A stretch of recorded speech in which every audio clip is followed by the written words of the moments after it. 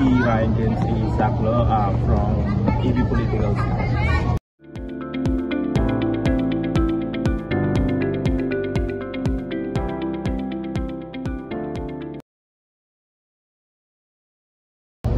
Unang-una sa sagot is yes, mahalaga siya dahil nakapaloob doon sa kanyang mga isinulat ang mga historiador or mga kaalaman patungkol sa ating lipunan. Unang-una rito is yung sa El Filibusterismo at Noli Me Tangere na isinulat niya nung kapanahunan na sinasakop tayo ng mga Israel.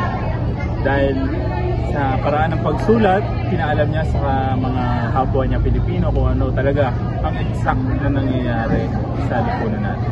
Kaya mahalaga pa rin siya kasi part siya ng history natin. Isa siyang foundation.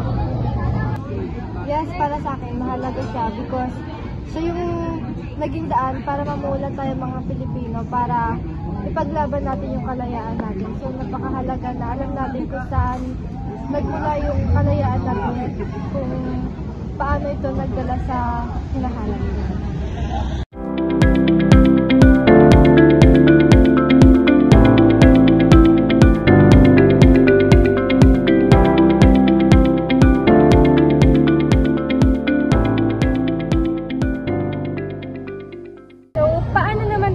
Nakakatulong ang pag-aaral ng buhay ni Rizal sa pagkakakilanlan bilang isang Pilipino? Bilang isang Pilipino, nandito yung makikita natin kung gaano katalino yung Pilipino at gaano ka-strategic. Kung titingnan natin, dinadaan natin sa pagsulat, hindi man sa agresibo, kundi sa pagsulat parati ang mga kailangan natin ipaalam sa ating mga kapwa Pilipino. Kaya napakahalagang profesyon din ang isang journalism or mga writer na ating nakikita sa panahon natin. Nakakatulong ito sa atin sa pamagitan ng mas napapahalagahan natin yung edukasyon pati yung karapatan natin bilang tao.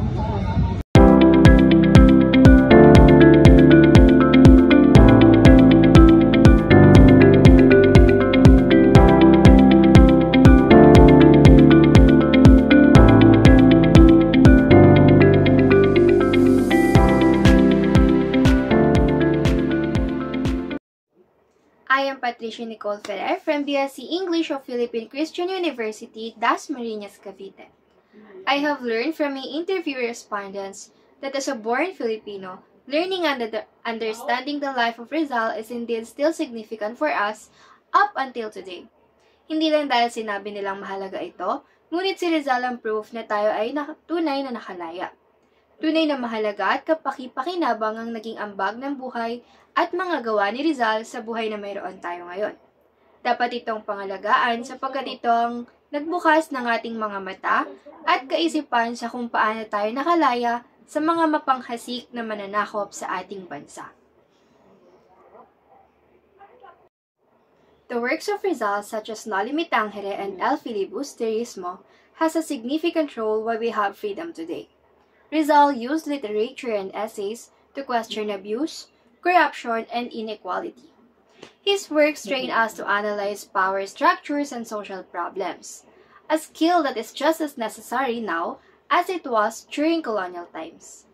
He was not only a national hero, but also a global thinker. He traveled, studied abroad, and interacted with intellectuals worldwide. His life shows how global awareness can be used to improve local conditions. So for me, understanding the life and works of Rizal is not just about looking at the past. It's about learning lessons for the present and future, but it's also how to think critically, to love our country, and make sure that your works will be useful for you as an individual and as well as for the society.